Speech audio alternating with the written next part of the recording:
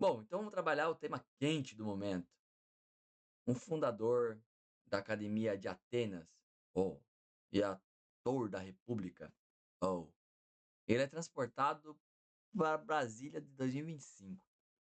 Ele vê lá os ministros do STF no panteão do Olimpo ali, legislando no banco dos réus, criando direitos inexistentes na Constituição, transformando o judiciário numa espécie de superpoder que se sobrepõe aos demais.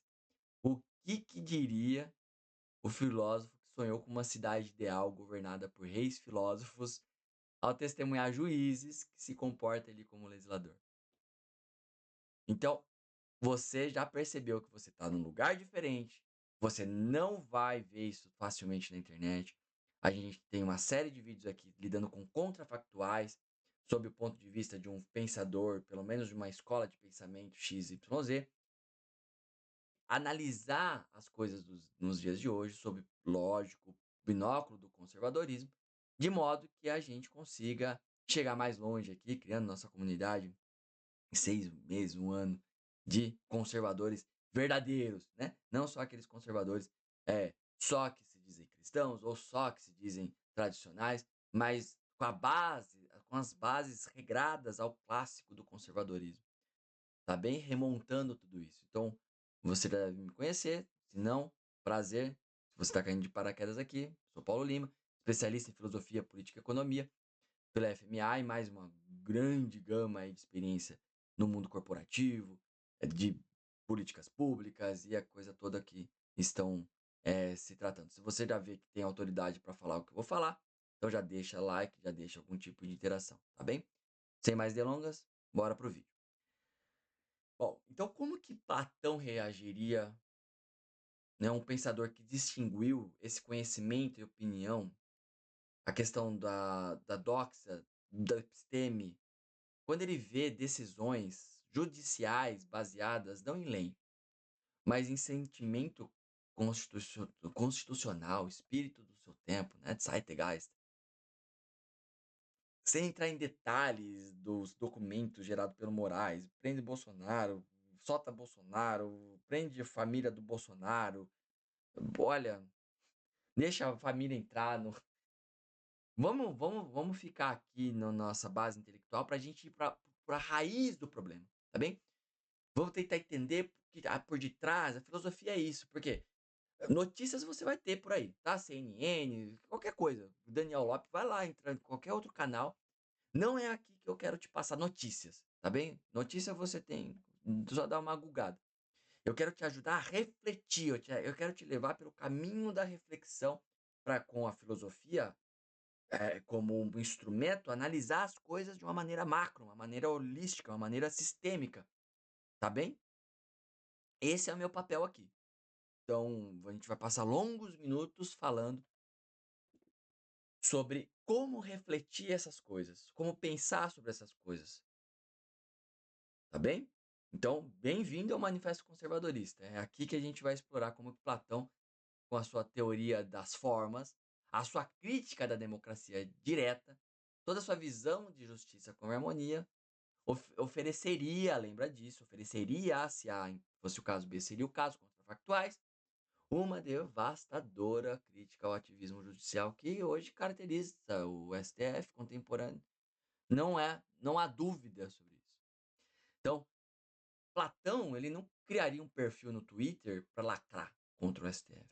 Pelo contrário, ele reconheceria no ativismo judicial brasileiro uma manifestação daquilo que mais temia: o governo da opinião sobre o conhecimento, da sofística sobre a filosofia. Os sofistas já eram um problema no seu tempo. Da demagogia sobre a sabedoria. Então não se trata de um exercício de filosofia política abstrata, tá? Mas de uma aplicação viva do pensamento conservador aí, um dos problemas mais graves da nossa república. Por isso que é um vídeo mais longo. Então Platão, ele não é apenas um nome ali no livro, ele é um interlocutor vital ali para a gente compreender e enfrentar a crise institucional que ameaça o equilíbrio de poderes na nossa democracia. Feita essa longa introdução, tá? Eu quero que você fique aqui até o final. Se você não gostar, peça o seu dinheiro de volta. Tá sendo gratuito pra você, rapaz. Por que você não vai assistir isso aqui até o final? É insano. Tá bem? Vamos lá. Vamos lá que tá bem legal isso daqui. Para compreender como Platão criticaria o ativismo judicial brasileiro no STF, a gente precisa primeiro entender a teoria da justiça, tá? Uma teoria que fundamenta a legitimidade política na sabedoria, não na vontade popular ou judicial. Então, Platão, você já deve saber, dá uma wikipedizada aí, ele viveu ali de 428 até 348 anos antes de Cristo, num período de profunda crise política em Atenas. Então, a democracia ateniense, que havia executado ali seu mestre Sócrates em 399 a.C., mestre de Platão, né? Platão, por sua vez, de Aristóteles, ele representava para Platão o triunfo da demagogia sobre a razão, da opinião sobre o conhecimento. Então, foi nesse contexto de desencanto com a política democrática que Platão ele desenvolveu a sua filosofia política em obras como a República e as Leis, né? E é como Orwell dizia, é, quem conhece o passado, quem conhece o passado domina a história, controla o futuro, controla o passado. E quem controla o presente domina o passado, controla o passado. E não se esqueça dessas coisas.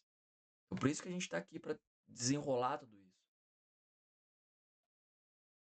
E Whitehead dizia que praticamente toda a filosofia posterior é só uma nota de rodapé de Platão e Aristóteles, né? Então, o fundamento da teoria política platônica é a distinção entre conhecimento e opinião, entre episteme e doxa. Então, para Platão, a política legítima ela deve ser baseada no conhecimento do bem, não em opinião popular ou preferência subjetiva. Quando ele colocou ali na República que ele dizia, né, que enquanto os filósofos eles não forem reis nas cidades, ou os que agora se chamam reis e soberanos não forem verdadeiramente, seriamente filósofos, não haverá trégua dos mares para as cidades. É uma famosa passagem sobre a questão dos reis filósofos. E ela não tem que ser interpretada como defesa da tirania, tá bem? Isso tem que tomar cuidado. Mas como uma afirmação de que a autoridade política legítima ela tem que ser baseada na sabedoria, não no poder bruto ou na popularidade. Então você tem Léo Strauss, né, um dos maiores conservadores do nosso tempo, um dos maiores também intérpretes de Platão do século XX. Ele dizia que a República Platônica não é um projeto político prático, mas uma crítica filosófica de toda a política baseada na opinião em vez do conhecimento. Então é uma observação que ela vai capturar bem por que a teoria política platônica é tão relevante para criticar o ativismo judicial contemporâneo, que frequentemente substitui todo o conhecimento jurídico pela doxa ideológica, né? Então, para Platão, a justiça ela não é uma convenção social, uma construção histórica, mas uma realidade objetiva de que pode ser conhecida pela razão. Então, a justiça para ele é cada um fazer o que lhe compete e não se intrometer em muitas atividades. Então, essa a definição aparentemente simples, porque depois Aristóteles vai melhorar ela, né, dizendo que, bom, as 5 virtudes, sofroneses, sofia, ah, e o entendimento, sabedoria, eu e tecne, né? Eu ajo com moderação e quando eu passo, eu sou virtuoso quando eu ajo de uma maneira moderada. Eu sou justo, eu ajo com justiça quando eu passo essa moderação para os outros. Mas voltando para a teoria sofisticada, a teoria mais tão sofisticada quanto no seu modelo ali em Platão, da justiça, a harmonia, né? Ele vai trazer a questão tanto da alma individual quanto da cidade. E por isso que o Agostinho depois vai beber disso. Então, na alma individual, a justiça consiste na harmonia entre razão, ânima e apetite. Então, com a razão governando os demais da cidade, a justiça vai consistir ali naquilo que se harmoniza as classes, os governantes, os guardiões, os produtores. São os 3 pilares ali das classes para Platão. E cada um vai cumprir a sua função sem usurpar as funções dos outros, né? Então é isso que ele vai trabalhar, tá bem? E na alma, e assim, isso daí na visão da alma individual. É uma visão de justiça como harmonia funcional que contrasta radicalmente com o ativismo judicial que a gente vê hoje no STF, onde você tem juízes que frequentemente vão usurpar funções legislativas, funções executivas, vão romper o equilíbrio constitucional entre os poderes, e aí sim as nossas instituições vão para o ralo. Então, no Brasil, e a gente, enquanto conservador, não é contrário às instituições, não. Então, toma bastante cuidado com isso.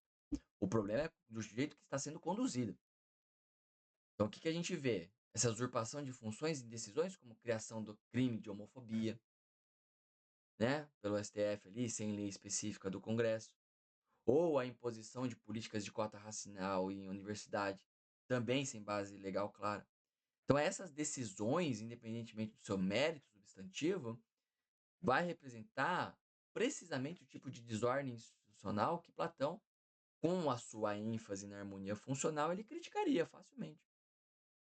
Então, Ives Gandra de Silva Martins, né, um dos constitucionalistas brasileiros mais bem respeitados, ele dizia que o ativismo judicial representa uma ruptura do princípio da separação de poderes que é fundamental ao Estado de Direito. E é uma observação que vai ecoar diretamente na preocupação platônica com a manutenção da ordem institucional baseada na divisão funcional das responsabilidades. Mas assim, como que essa teoria se traduz em crítica específica de ativismo judicial? Como que a distinção platônica entre conhecimento e opinião desafia a pretensão de juiz de legislar com base em sentimentos constitucionais, tá?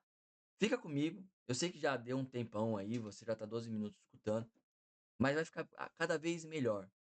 Agora a gente vai entender um pouco de crítica platônica da sofística judicial.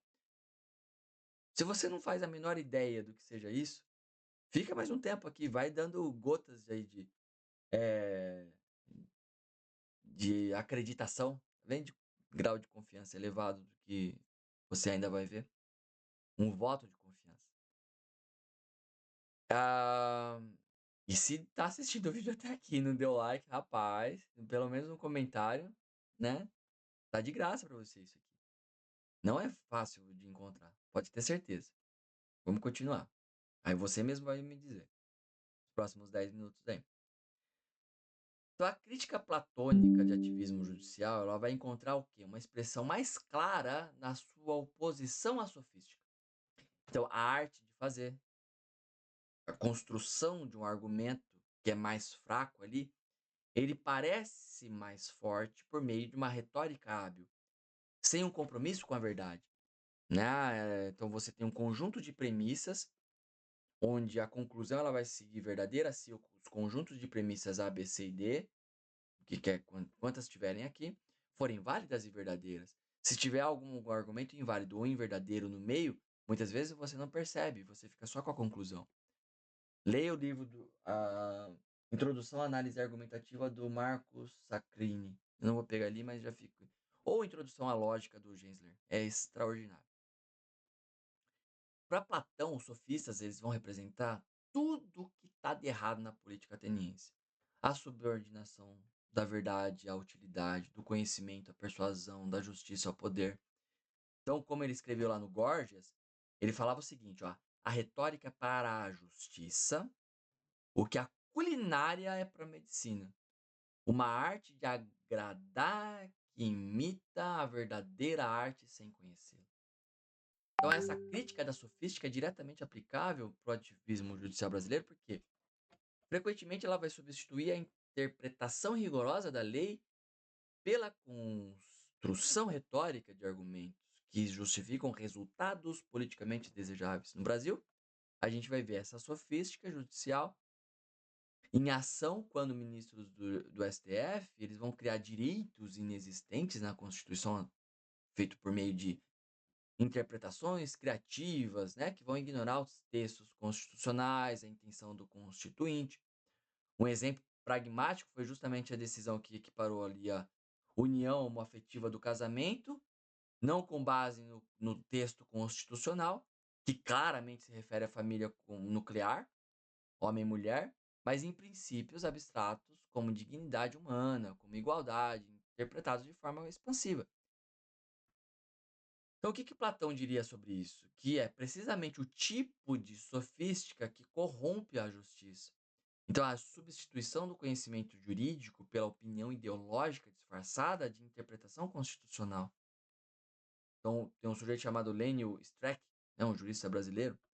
Ele dizia que o ativismo judicial ele representa uma forma de sofística que, né, à luz da contemporaneidade, vai substituir a hermenêutica jurídica pela criatividade judicial. E essa observação ela vai capturar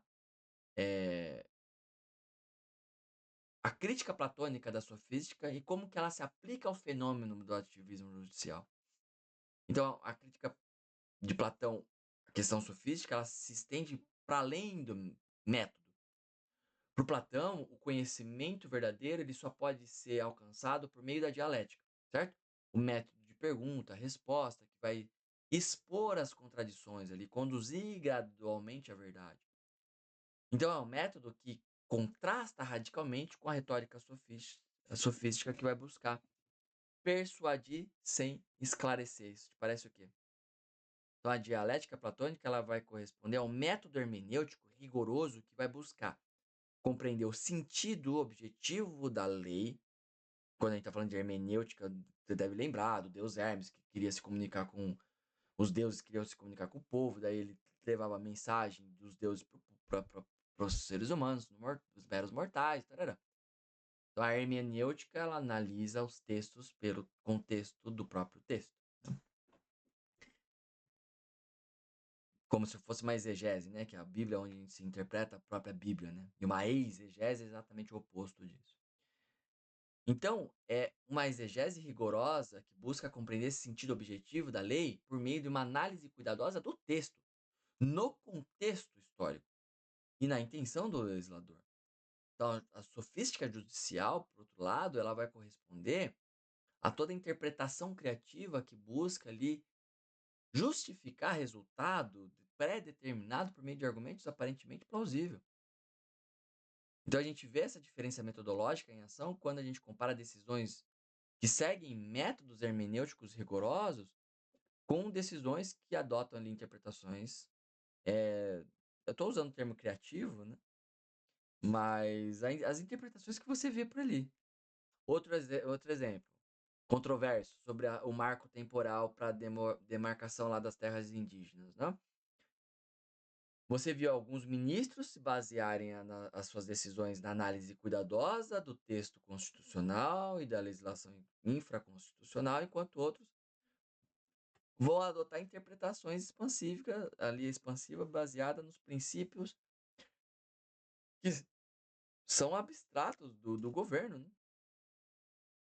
Então Platão ele não seria contra a proteção dos direitos indígenas, não é disso que a gente está falando. Ou dos homossexuais, não é disso. Mas ele insistiria na proteção que tem que ser baseada em lei clara e não em interpretação criativa dos juízes. Então, a crítica platônica da sofística judicial tem implicações profundas para nossa compreensão da legitimidade democrática. Então, para Platão, a democracia direta é problemática precisamente porque subordina o conhecimento à opinião popular. Mas o ativismo judiciário vai representar um problema ainda maior: a subordinação tanto do conhecimento quanto da opinião popular à vontade de uma elite não eleita, né? Ele vai escrever lá que a tirania, lá na República, ele vai dizer que a tirania nasce da democracia. Da liberdade excessiva surge a escravidão excessiva. E essa observação sobre a tendência da democracia de se transformar em tirania, ela é diretamente aplicada ao ativismo judicial, que vai representar essa forma de tirania da toga. Então, o governo de juízes não eleitos, que é isso? Sobre até legislador, por pior que seja aquela raça, são eleitos. Então, essa crítica da sofística judicial vai nos levar a uma outra questão crucial. Não acabou não, calma lá. Se você já tá pensando em pausar, parar, assistir no outro dia, terminar aqui. Como que a teoria platônica das formas, aquela metafísica da verdade objetiva, né, ela vai desafiar o relativismo jurídico, que frequentemente fundamenta o ativismo judicial? Como que a sua visão da lei, como participação da justiça eterna ali, ela vai subverter interpretações puramente históricas ou sociológicas de direito? Vamos explorar isso um pouco. Então, a teoria platônica das formas, essa coisa toda, ela vai oferecer uma crítica devastadora para o relativismo jurídico que frequentemente fundamenta o ativismo judicial contemporâneo. Então, para o Platão, a realidade última não vai consistir no mundo sensível de mudança de opinião, mas no mundo inteligível das formas eternas e imutáveis. A forma da justiça, que em particular é o padrão objetivo pelo qual todas as leis e instituições humanas devem ser medidas. Ele escreveu lá na República que a forma do bem é a causa de todo conhecimento e verdade. E no mundo inteligível é a senhora da verdade e da inteligência.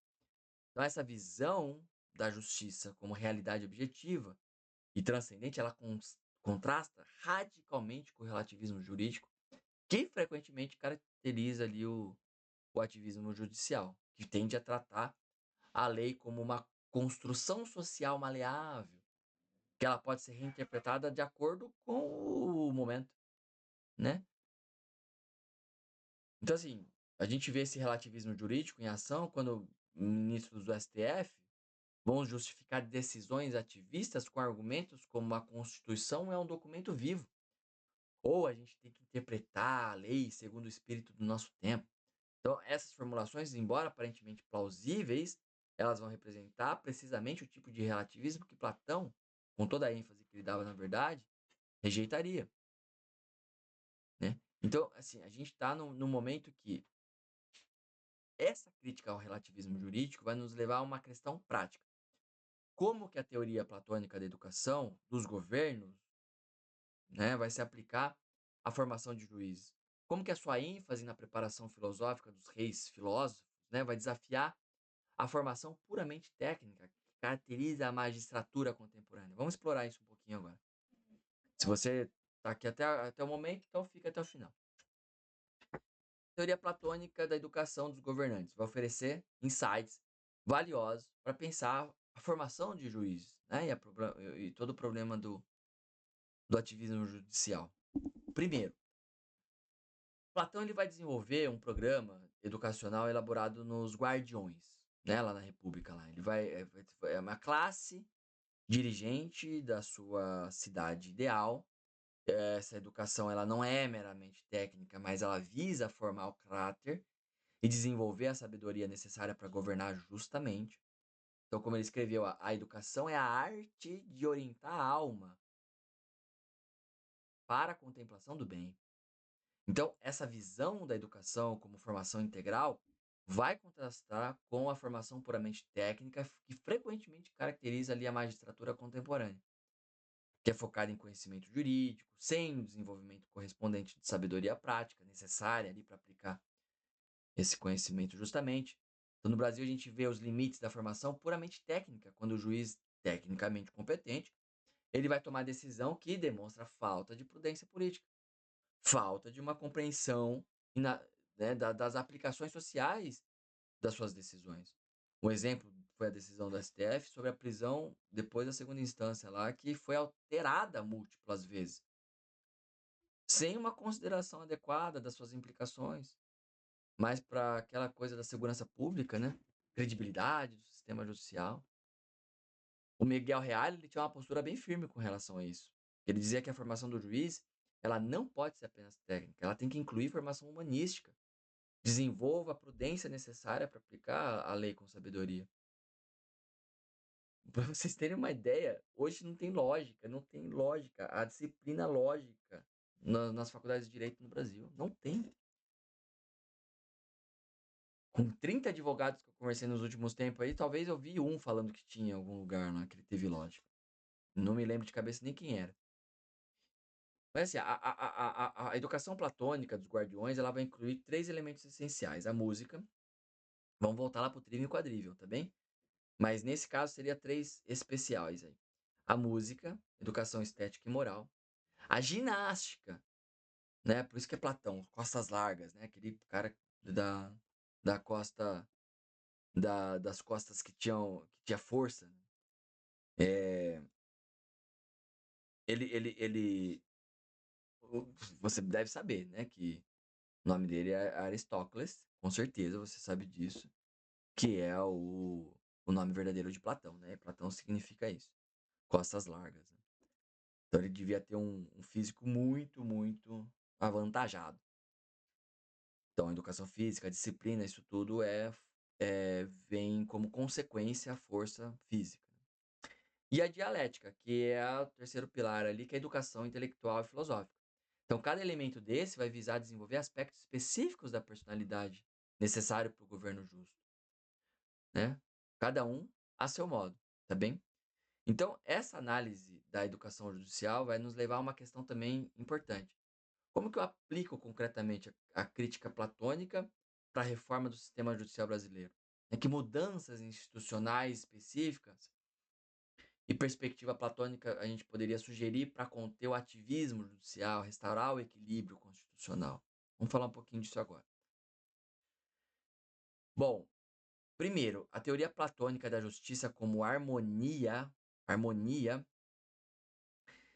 ah, no aspecto funcional, ela vai sugerir a necessidade de restaurar o equilíbrio constitucional entre os poderes por meio de mecanismos que impeçam a usurpação de funções legislativas pelo judiciário.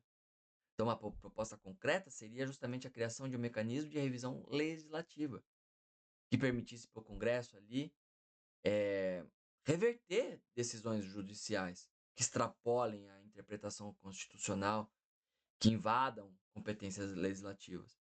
Então, esse mecanismo comum em outras democracias, então não é uma coisa vozes da minha cabeça aqui, ela restauraria o equilíbrio entre interpretação judicial e vontade democrática. Então, no Brasil, essa proposta ela enfrentaria a resistência, por que não, né, de setores que se beneficiariam ali do ativismo judicial, mas encontraria apoio entre aqueles que vão valorizar o Estado de Direito, separação dos poderes. Tem o Modesta Carvalhosa, né, um constitucionalista brasileiro, dizia que a revisão legislativa é um mecanismo democrático essencial para conter excessos de poder judicial. Um segundo ponto, a crítica platônica da sofística judicial vai sugerir a necessidade de reformar os métodos de interpretação constitucional, privilegiar a hermenêutica rigorosa sobre criatividade judicial, né? É uma reforma metodológica. O terceiro ponto seria a teoria platônica da educação, né, dos guardiões ali, que vai sugerir toda essa necessidade de reformar a formação, a seleção de juízes, enfatizando ali não somente competência técnica, mas também de virtude moral, de prudência. A teoria platônica das formas, que vai trabalhar a necessidade de restaurar uma compreensão objetiva da justiça, que transcenda relativismos jurídicos e ideologias contemporâneas. Então são propostas concretas. No contexto brasileiro, essas reformas, elas enfrentariam, lógico, resistência, né? Bastante significativa de vários setores. Mas um exemplo concreto dessa crescente preocupação foi justamente, né, sobre essa questão da crise institucional, da perda de legitimidade democrática, é a reação pública negativa, né, às decisões controversas do STF, da liberação de preso. Você não tem um carinha ali, não é possível que todos eram santos na Lava Jato, Deus amado. Então, assim, a gente está num momento extremamente complexo. Leia lá a Sociedade Aberta e seus inimigos do Karl Popper para poder entender um pouquinho melhor, com mais profundidade sobre isso. Tá bem? Bom, então assim, indo para os finalmente, o confronto entre Platão e o ativismo judicial brasileiro, ele não é um debate só teórico, é uma questão prática, com implicações profundas para a nossa democracia.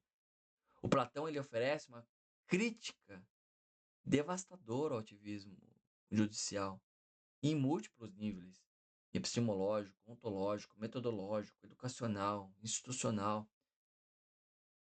E essa crítica não é meramente negativa, ela aponta para uma visão alternativa da justiça e da legitimidade política, que é uma visão que afirma tanto a objetividade da verdade quanto a importância da sabedoria, tanto a necessidade de reforma quanto o respeito pela ordem constitucional. Então, o horizonte de ação que se abre diante de nós é claro. A gente tem que trabalhar para restaurar o equilíbrio constitucional, e isso não feito por meio de ataques demagógicos, né, às instituições ali, como muitos da direita fazem, mas é feito por meio de reformas prudentes, lenta e gradualmente, baseada em princípios sólidos.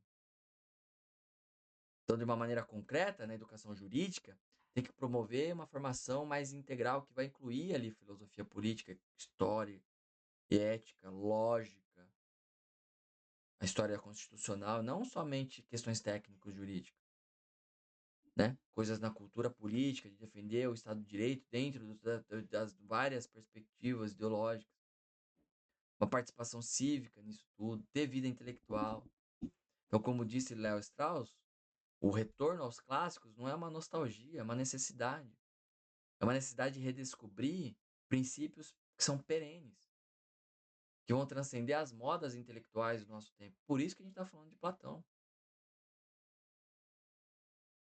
É uma observação que captura bem a sabedoria, que a sabedoria platônica vai oferecer toda essa montanha de recursos ferramentais, instrumentais para a gente trabalhar esse assunto que a gente está falando hoje. Tá certo? Bom, era isso que eu queria comentar. Tinha muito mais, obviamente, para falar. Como eu não sei, né, se você chegou até aqui, e muitos acabam não chegando, então por isso que eu vou deixar esse esforço para o nosso curso de conservadorismo, está sendo formulado. Tem muita coisa no compêndio de grandes nomes do conservadorismo. Você pode clicar aí, deve estar super em conta para adquirir. Mais de 500 páginas, está super bem feito. Você está tendo esse conteúdo de graça, então assim, merreca ali, só para você, só porque deu o trabalho, né? Gás e energia, então tem isso para você adquirir caso queira. E a gente está quase finalizando o curso de conservadorismo, tá bem? Então, quando estiver pronto, eu vou começar a veicular por aqui. É isso. Seguir a novidade sem desprezar a tradição e a antiguidade. Essa é a essência do verdadeiro conservadorismo. Não é uma rejeição cega do novo, mas uma integração prudente da inovação no quadro mais amplo da sabedoria tradicional. Obrigado por assistir até aqui, né? Então, não se esqueça de se inscrever, de compartilhar com o amiguinho, deixar algum comentário para a plataforma entender que você gostou do conteúdo, tá bem? Então, um grande abraço e até a próxima oportunidade.